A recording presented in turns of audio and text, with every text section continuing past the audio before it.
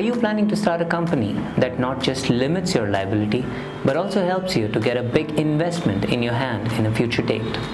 Well, in that case, private limited company is the solution for you. In this tutorial video, we're going to learn about the step-by-step procedures in order to register your firm, then the overall turnaround time in order to get that done, and finally the budget and the documents that you need to be prepared with.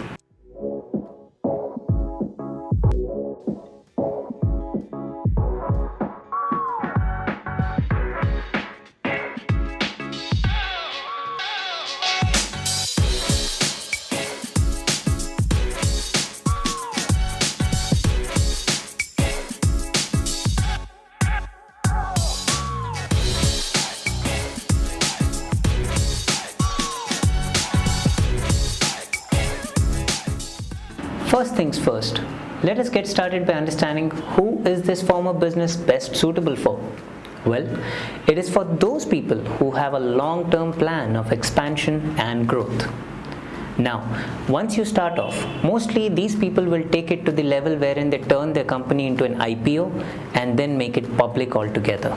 In a nutshell, it's primarily for those entrepreneurs who have a highly scalable business model, which can also have the potential to attract a very huge investment, and in the future definitely would demand to have board of directors to manage the same. Now coming to the facts and figures. The total number of people in order to start a private limited company ranges from 2 till 50. Now once you have decided who your partners would be, the next most important factor would be the name of the company.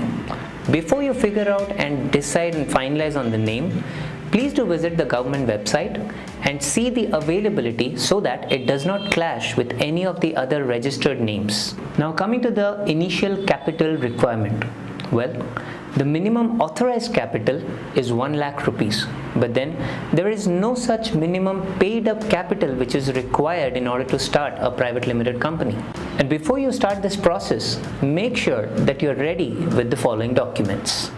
Previously, registering a private limited company used to involve a lot of forms, but then of late, it has been consolidated into a single form, and that's known as SPICE forms. Once you're done submitting the SPICE forms, it only takes around a day or two for your private limited company to be registered. Now that you have submitted the SPICE forms, what you get in return from the Ministry of Corporate Affairs is a company registration certificate via email. Well, that will also include your company PAN number mentioned in it. But for the hard copy of this company PAN card to be delivered to your address, it will take around 10 to 15 days. It is indeed crucial to know why a private limited company is best fit for your business. Well, let's hear about the same from our experts.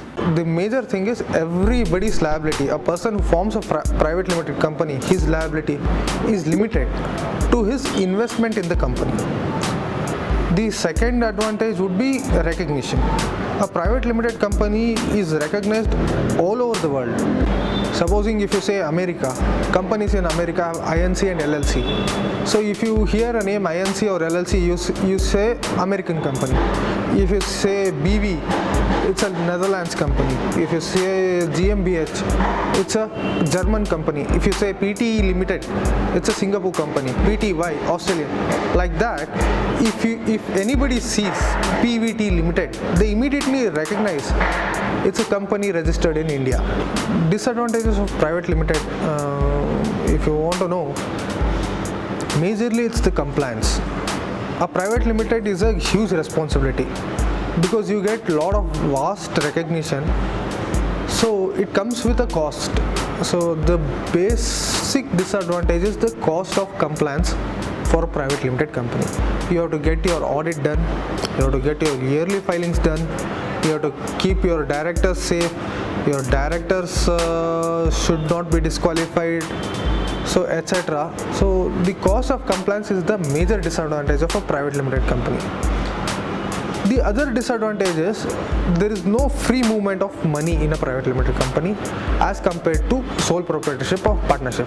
In a sole proprietorship or a partnership, I can invest my own money. If I am short of some funds this time, I can put it off my own pocket, I can take it out later. it will be okay. But in private limited, it doesn't happen. Either it should come as a loan or a working capital or a share debenture. So it should come through a legal form, which might prove difficult at certain times.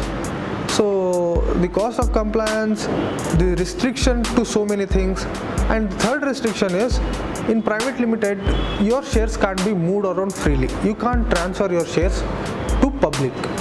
That is the major characteristics of a private limited company. That is why it is called private. So you have a group of members.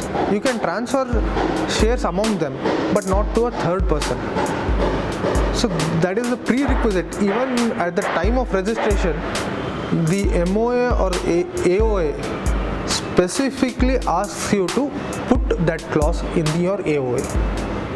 So AOA is basically your working document. MOA is your mother document. So that is these three are the major disadvantages. Now that you've heard about the advantages and disadvantages of a private limited firm, it's equally important to understand when there's a scenario wherein a registration may fail. Well, it's very simple. If your name as it appears on the PAN mismatches with how it appears on the Aadhaar, that's one scenario.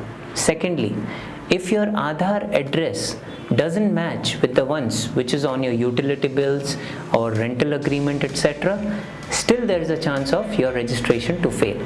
So make sure you find the right founders, plan your finances well, keep your documents in place, and then start off with your entrepreneurial journey. Please do like, share, and tag along your friends and family whom you think will benefit out of this video. In case you have a query, please post it on the comment section below. We are Nationz Network from AtionZ, and we provide you with practical walkthrough on various practices. Do follow us on Facebook, YouTube, and Instagram to view more interesting content like this one. So plan ahead to stay ahead. We'll see you in the next tutorial.